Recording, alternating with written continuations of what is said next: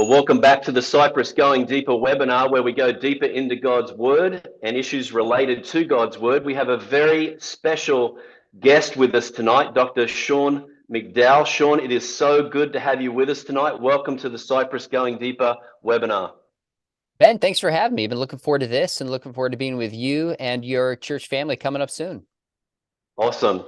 Well, mate, I'm going to give you probably the longest introduction in the history of the world tonight, Okay. but there's a reason for it, which I'll tell you once I've introduced you and everybody to everybody else. So let me introduce Dr. Sean McDowell to you. Sean is an associate professor of apologetics at Talbot Seminary, Biola University. He's a co-host of Think Biblically podcast. And he's also got a YouTube channel. If you search for Dr. Sean McDowell, you'll find it. Sean has authored and edited 15 books, including these three. There's Evidence for Jesus, 77 frequently asked questions about God and the Bible, and the new one, A Rebel's Manifesto, which I just got yesterday, mate. I'm looking forward to reading this. Most importantly, Sean is married to Stephanie. They live in San Juan Capistrano, which is about 6 hours south of here in Monterey, and they have 3 fast-growing kids. Dan Kimball, one of Sean's friends and one of the pastors who lives just up the street in Santa Cruz, said this about Sean. He said, Sean is someone who has that rare gift to understand culture and to reach both hearts and minds of today's youth. So, Sean, the last thing I want to do by way of introduction is this. I'd like to share with you my top 5 things I like about Sean. So Okay. here's my top 5 things I like about Sean list. Sorry if this is awkward, but I like you. And so I want to tell you why. Number 1, I like how you're genuinely interested in getting along with people. Number 2, I like how you like to get along with people, but you don't bend on your convictions related to Jesus and the Bible. Number 3, I like how you build relationships with people and you're not threatened by people who have completely different views and opinions and beliefs. Number 4, Sean, I really like the way you honor your dad, Josh, who is also a famous Christian apologist in his own right. And number 5, I like that you're a down-to-earth guy. I think I could go surfing with you and we could talk a lot about a lot of things in between sets, and then I could cheer you on when you get a good wave. So, mate, they're the top 5 things I like about Sean. I know this is super awkward, but is there anything else that you'd like to share with us by way of introduction tonight? Oh my goodness, that was one of the most thoughtful and kindest introductions. I usually resist long introductions. I'm like, just get past me, but that was encouraging. Thank you. You've obviously watched my stuff and are very thoughtful yourself, I'm sure, about how you want to engage others. So let's go surfing or shoot some hoops and talk. Sounds good. I think I'll stick to maybe not either of those because I know that you're better than me in both of those things. But maybe we could do something like that. Maybe I could bolster your confidence and shoot some hoops down here in the gym at Cyprus the Saturday that you come. So now I'm ready to divulge the reason for the longest introduction in the history of the world. And the reason that I wanted to introduce Sean to you all in such a lengthy way is because Sean is actually coming to Cyprus this summer. He's going to be here the weekend of July 22nd and 23rd for our Summer Apologetics Symposium. He'll be speaking on 2 topics. He'll be speaking on the evidence for the New Testament and also the evidence for the resurrection of Jesus. And so for the rest of this webinar, I wanted to give you guys a sneak peek into what you can expect at Cyprus's Summer Apologetics Symposium with Dr. Sean McDowell, seeing as we have Dr. Sean McDowell here on the screen with us tonight. So let's get to our symposium sneak peek, Sean. I'd like to ask you 6 questions related to the symposium, but right in the middle of those 6, I'd like to ask you a lightning round of short questions, quick answers on random, fun, get to know you kind of stuff. So does that sound okay? Yeah, good job qualifying that by saying short, quick answers. You set that up perfectly. Good job. That's good. Yeah, that's good. That's why it's called a lightning round, right? I mean, this is good stuff. So, okay, question number 1 related to the symposium coming up. So just for some context, when I became a Christian at the age of Mm, 22 and I first heard about Christian apologetics, coming from a non-churched background, completely out of context, I thought Christian apologetics was training in how to say I'm sorry really well, yeah. right? So for people who aren't familiar with the whole idea of apologetics, here's my apologetics 101 question for you tonight. What is apologetics and why is it so important for followers of Christ today? It's natural, Ben, that you would think that way because I teach in a master's in apologetics program at Biola, and we've had people over the years call our university and say, why do you have degrees and classes on teaching Christians how to apologize? And the answer is, well, we are supposed to give an apology, but what we mean by that is something different than probably a lot of people think. It was actually Plato who wrote a defense of Socrates on trial in the Greek culture, and he called it an apology. Hmm. Apologetics is offering a kind of defense, a kind of legal defense for what somebody believes. So there's Muslim apologists, there's apologists for Trump, apologists for Biden, there's apologists for certain kind of healthcare. It's to defend and make a case for something.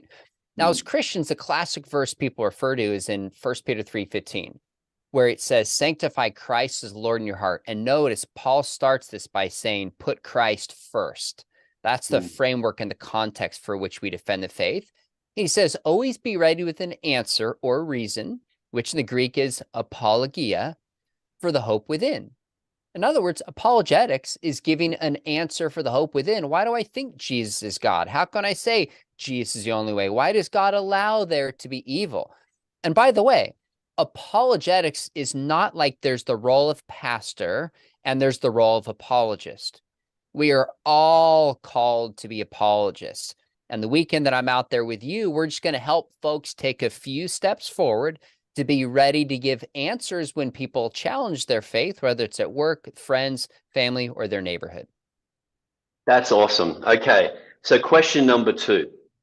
There are some strong worldly and I would say even demonic forces at work seeking to undermine people's confidence in the authority and reliability of the Bible. So during Saturday's session of the symposium, you'll be speaking on evidence for the New Testament. Mm. So here's my question. How do you see the Bible being undermined today? And without giving too much away, but with giving us a little bit, what can people look forward to in the apologetic for the New Testament session that will strengthen their faith in the reliability and authority of the Bible? This is such a big question. Maybe 6 months ago, I had a friend of mine on, Jonathan Moore, and we talked about the biggest issue facing the church. And I really think the heart of the question is biblical authority. Mm, Is the Bible true? Has God spoken through it? And will we conform ourselves to this biblical view of reality? So many issues go back to questions of biblical authority. So in this session, I'm kind of doing a 101, just helping folks realize that this book, we can actually trust that it's reliable when we just look at it through the lens of historical analysis, like we would any other book. So we're mm, going to walk through kind of three quick things. Number one, what is the internal evidence that we can trust the Bible? Are there clues internally, so to speak, that make us think this is reliable testimony? And there's some pretty fascinating things we find within the scriptures that tell us they're not telling myths, but they're aiming to give a real, careful historical account of which the writers were witnesses or mm, report the writings of witnesses. The second thing we'll look at is a bibliographical test. We've heard of the telephone game where people will say, well, this message has changed from one person to the next. How do we know the Bible hasn't been changed since it was written 2,000 years ago? So we'll look at how the Bible was written, how many copies we have, and how early some of those copies are, which helps us just have confidence that we can hold in our hands what was originally written down. And then the mm. last piece is there evidence outside of the Bible that corroborates the things within? And that book you just held up, Evidence for Jesus, there's a chapter in that book that's fresh where we walk through the evidence for Jesus, archaeologically speaking. So we walk through the people like Lysanias in Luke chapter 3:1, a totally incidental person that's been corroborating the archaeological record. Three of the different Herods found on coins and other such inscriptions. Pilate, we have recognition of this person. The places and the customs match up in a remarkable way with the story of the New Testament, helping us at least make a larger case that this book is reliable and trustworthy and even true. That's really good. I know just from reading and from going to seminary a number of years ago now, a long time ago now, but there is more than 6,000 manuscripts of the New Testament that testify to its reliability. And that's more manuscript evidence than any other document in ancient history, which is quite extraordinary when I think about it. And even that kind of thing, like when you realize that, you go, wow, there is an extraordinary amount of manuscript evidence for the New Testament. But if you don't know that, you're not challenged by the truth of that. So anything else to share on any of that? Here's the bottom line, is when you count all of the manuscripts and you get into Latin and Coptic, etc., there's probably, maybe 24, 25,000. Wow. Greek manuscripts, there's 5,000 plus. But the bottom line is the mindset that many of us have is the further we move away from these events, the less confidence we can have because there's a greater gap. But with technological improvement, even including things like artificial intelligence, I think we actually have greater confidence in the New Testament documents the further we move away, because we make more discoveries, we have greater tools. So I want people to walk away from that and say, I've got some basic ways to answer my friends who raise challenges, but also just the confidence that the Bible is really true and it's trustworthy. Excellent. Okay, question number 3. So we're going to shift from kind of a Bible-related reliability and authority question to a Jesus resurrection question. So generally, people who aren't Christians don't think that there's any evidence for Jesus' resurrection, because largely they think it's a made-up story. So during the Sunday service of the symposium that you're here, you'll be preaching on evidence for Jesus' resurrection. Give us a preview of the evidence for Jesus' resurrection and why this is such a foundational issue for our faith. So I think you're right that most people don't realize how much evidence there is for the resurrection. They think, well, it's just in the Bible and maybe it's mythological or it's a nice story. Most people are unaware that we have the kind of convincing evidence that's convinced great historians, great philosophers, great scientists, great detectives and journalists. There's convincing evidence, I would say, for those with eyes to see and ears to hear. Now, before we just quickly look at that, really everything rests on the resurrection. Everything does. Paul says in 1 Corinthians 15, if Jesus is not risen, we are still in our sins. We are to be pitied, and we are liars, because Christianity, in fact, is false if they found the body of Christ. So here's Paul writing this in a letter to the Corinthians, probably roughly 2 decades after the death of Jesus, maybe 2.5 decades. And he places the entire truth of Christianity on a single testable historical event. Number one, Paul had a lot of confidence this is true. And then he starts to list the eyewitnesses of the 12 and the other apostles and James and himself and the 500.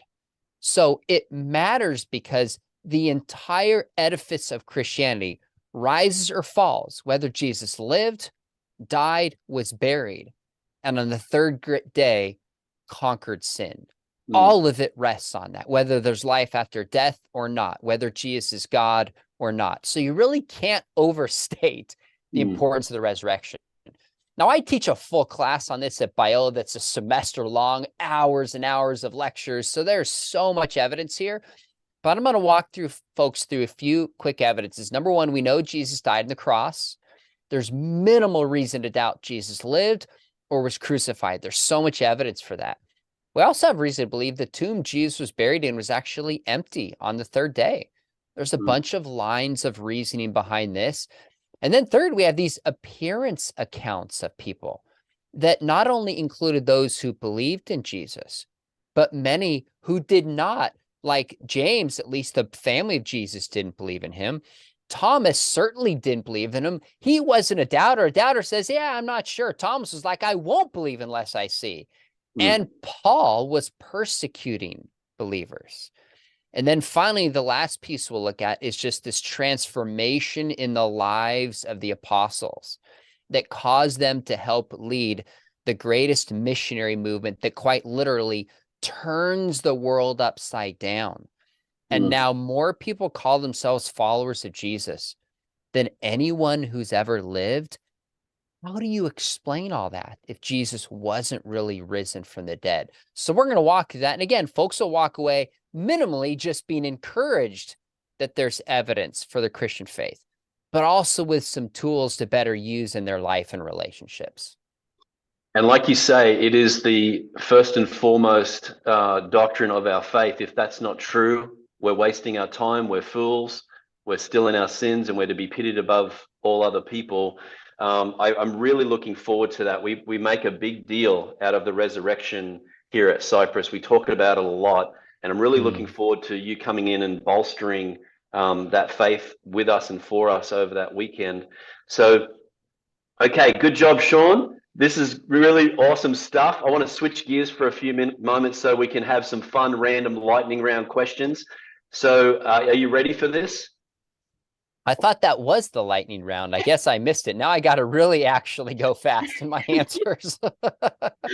Yeah, this is going to be, and it's whatever you want to do with this. But okay, so there's 5 quick lightning round questions. So of all the conversations you've had, and you've had hundreds and maybe even thousands of conversations online and with podcasts, but with all the conversations you've had with people who believe differently than you, which conversation, if there is one, which conversation stands out to you the most and why?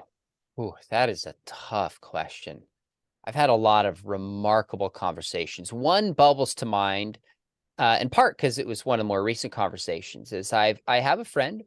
He describes himself tongue-in-cheek as an atheist New York media elite.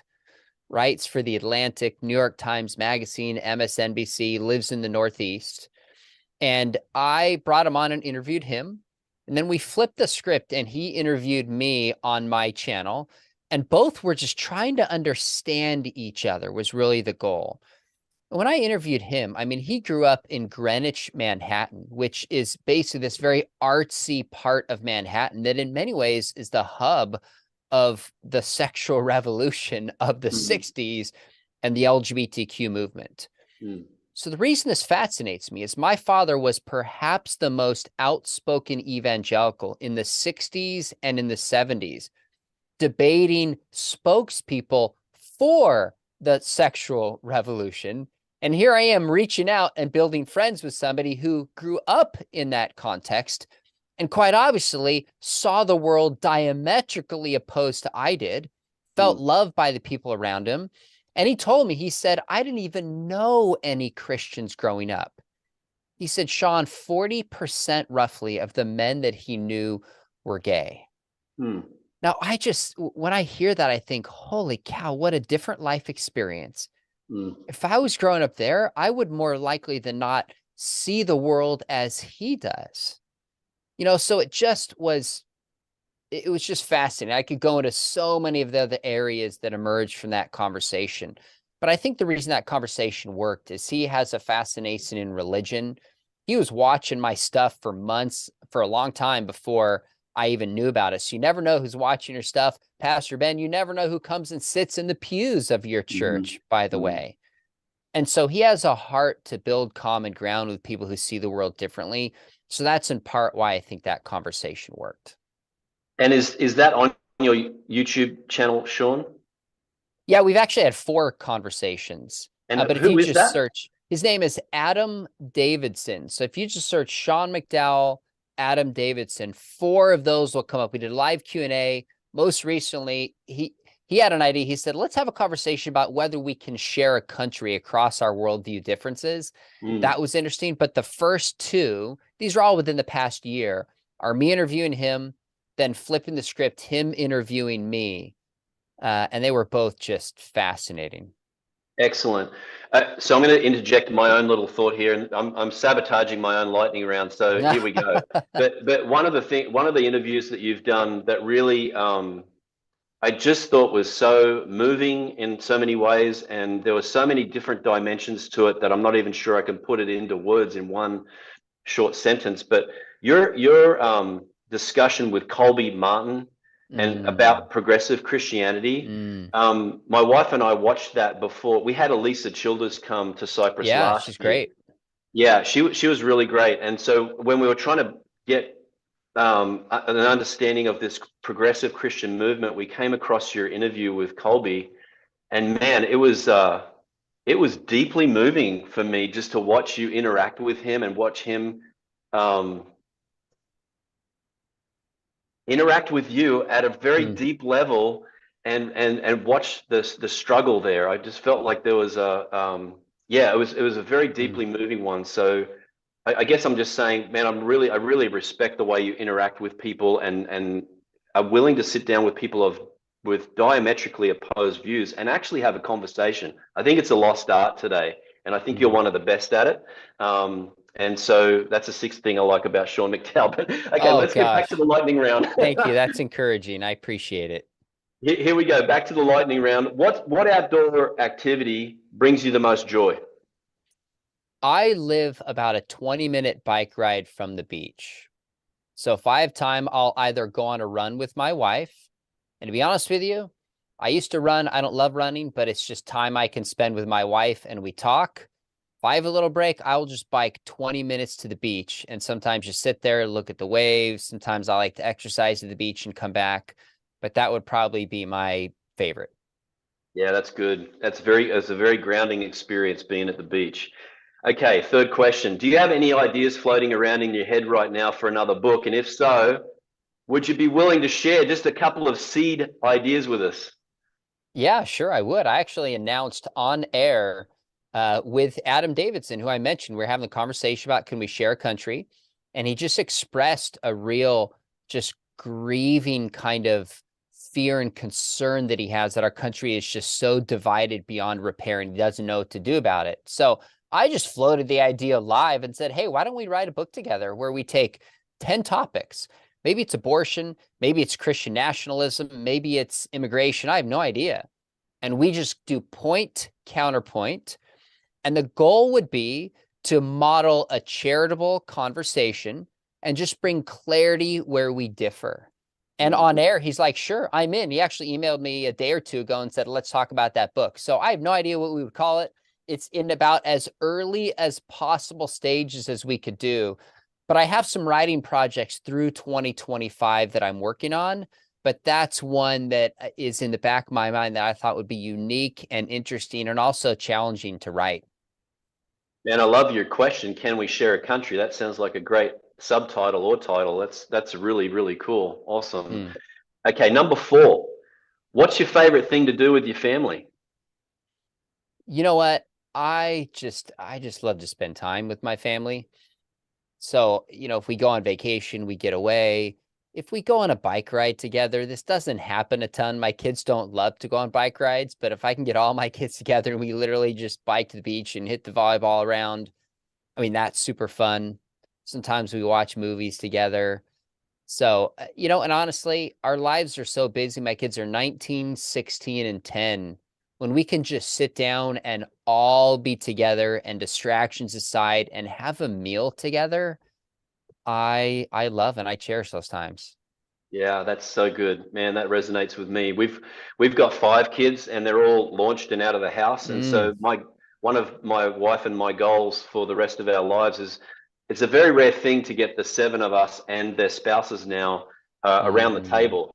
And so just getting around the table and playing Uno together is like one of my favorite things to do in the whole that's world. awesome. Yeah, That's it's a great. rare thing now. So we really have to fight for it. Okay, Mm. so last question. This is a big one, and I love getting people's different perspectives on this. I'm really intrigued to get yours. Um, as you travel around the country and speak in different venues, where do you see God working in the American church today? This probably isn't what you expect me to say, and maybe I'm totally wrong about that.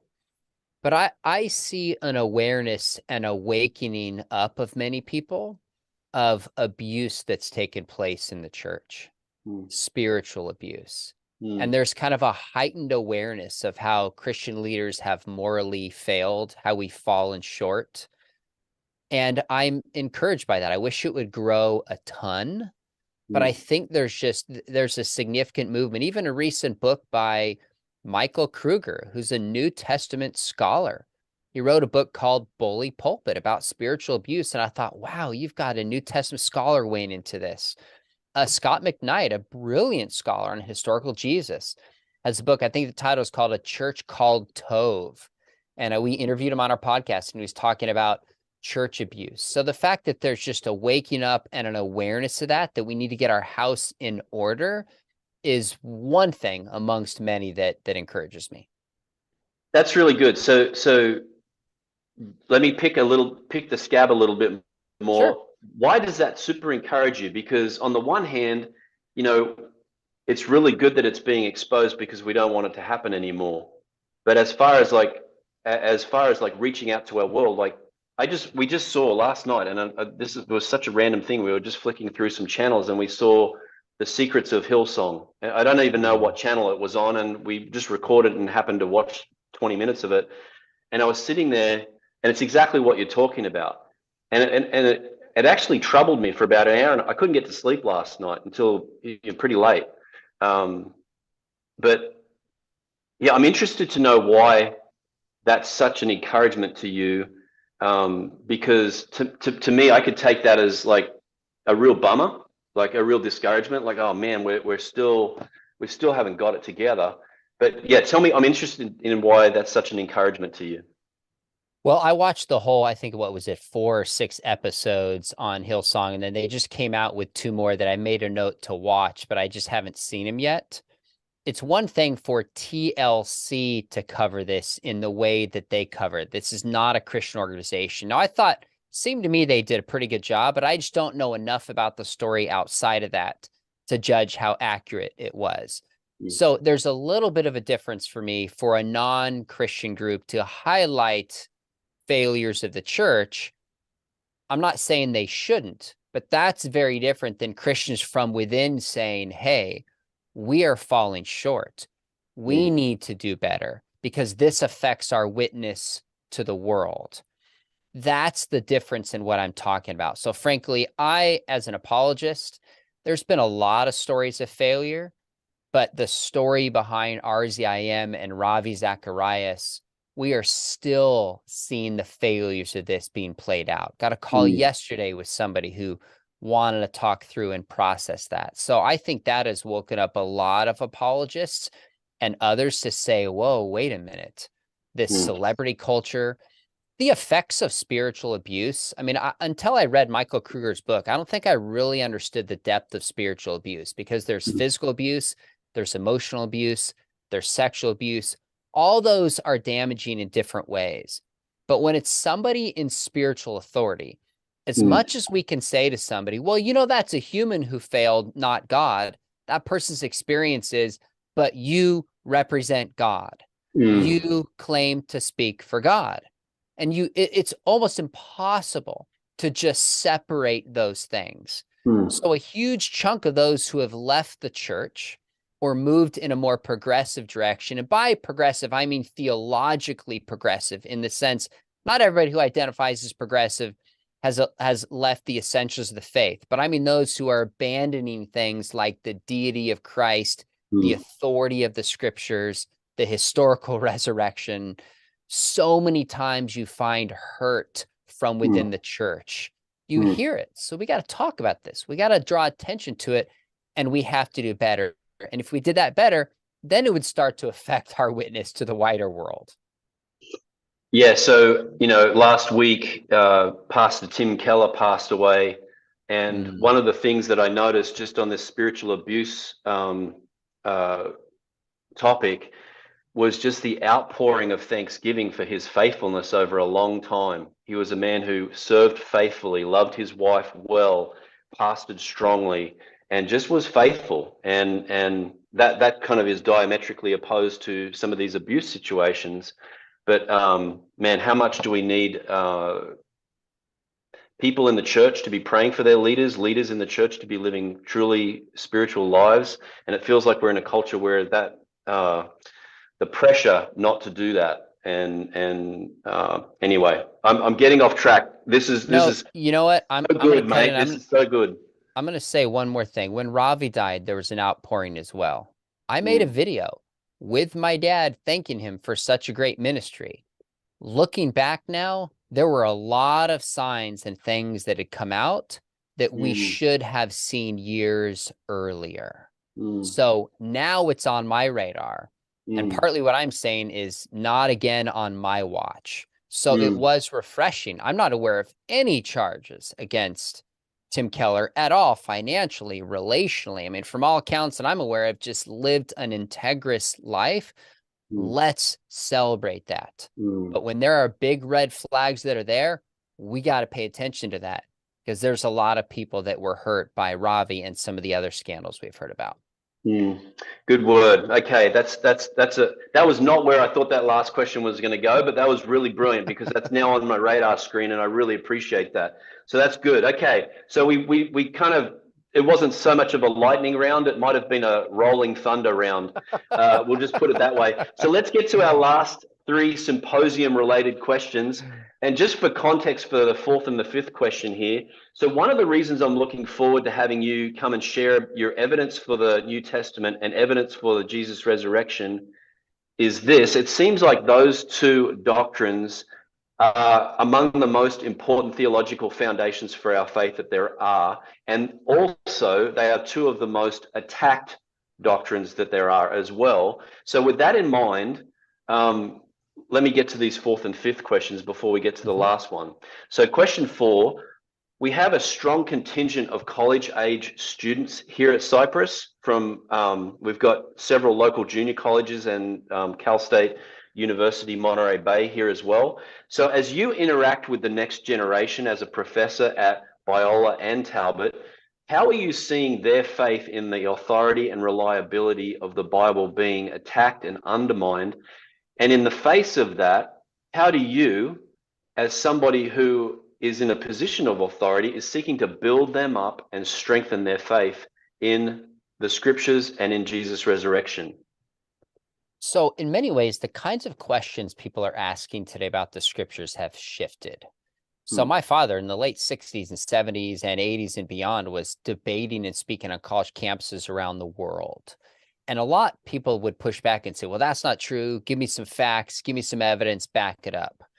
Now the assumption was there's such a thing as truth. We can know it and we should follow it. Now the narrative is that Christianity, true or not, is damaging and it's hurtful and it's bigoted. So even if it were true, I wouldn't care. These are some of the kinds of objections that we're hearing. So now that doesn't mean we pull back and stop making the positive case that Christianity is true. I think that's a big mistake, because we see in the Bible, the gospel writers in Acts advancing, we were witnesses, this is true, fulfilled prophecy, evidence. So we can't pull away from that. What makes Christianity distinct is it's evidentially supported, amongst other things. But I also think, okay, how do we meet people where they are at and help them see that Christianity actually is good? That's kind of like a prior question that sometimes has to be dealt with. And for me, I'm not trying to get a non-believer to accept the authority of the Bible, or even that the entirety of the Bible is true. That's downstream from the person of Jesus. Who do you think Jesus is and why? That's the first question. Then we can get to the question, all right, if Jesus really claimed to be God, and he is God, and we understand his message, then how did Jesus view the scriptures? How did he approach the word of God? So there's a sense where even today, people still want Jesus on their side. Everybody does. And his compassion and his love and his care for those who are marginalized speaks to this generation. So I'm going to lean into that, but without compromising or sacrificing his claims to be God and the powerful claims that he said as well. That's really good. Okay, awesome. Okay, Sean, question number 5, and it's related to, we just spoke about the younger generation. That was a younger generation directed question. Now I want to talk about an older generation directed question. When I talk about an older generation question, I'm talking about those of us who are over 50, which includes me, because what I'm finding is people over 50 really have a strong desire to see the younger generation's faith strengthened and be stronger, way stronger than ours was, and have much more effective witness in the world today than we have. And so, with respect to that, there's two things, and I mentioned them in my 5 things about that I like about Sean list. But there's two things that I've seen you do very well that I think you're uniquely spiritually gifted in. But one of them is bringing people together. The other one is the way you honor your dad. And so the way that translates to me is you're really gifted in your podcasts and in your interviews and with your YouTube channel, bringing people together from different generations and from different viewpoints. And so here's my question, because we've got some older, younger generational dynamics going on here at Cypress, and we have a very young contingent of people in our community and a very older contingent in our community. And so it's not just a church related question, it's really a county wide related question. So as you interact with the younger generation and consider all that the older generation in the church potentially has to offer the younger generation, what are some examples you've seen of the older generation in the church coming alongside and bolstering the younger generation's faith in the Bible or in Jesus' resurrection, or just generally their faith in general? You know, one of my favorite things to do is to speak alongside my dad. And many people will say, I don't remember everything that you said, but I remember the way you guys treated and respected and how you honored him. That ministers to people. So I appreciate that you recognize that. In many ways, when it comes to older generations, it's just leaning in and being engaged. So that doesn't mean you step up and say, I'm going to give you 5 evidence to the Bible and you need to listen. And if you have an approach that says this generation is lost, I've got it all figured out. Things were great back in the 70s and 80s and 90s. Kids are not going to listen. They're just not going to. Even my son and I will like debate Jordan versus LeBron, and LeBron is his GOAT. And I'm like, yeah, Jordan. And we were talking the other day about how much of this battle is just that you grow up with somebody and you endear them, and that affects the arguments that you make.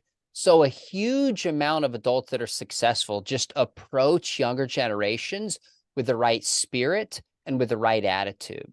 So when I speak on Gen Z, I'll ask audiences, I'll say, give me the first word that you would use to describe this generation. And I'm telling you, Ben, it's like coddled, entitled, spoiled.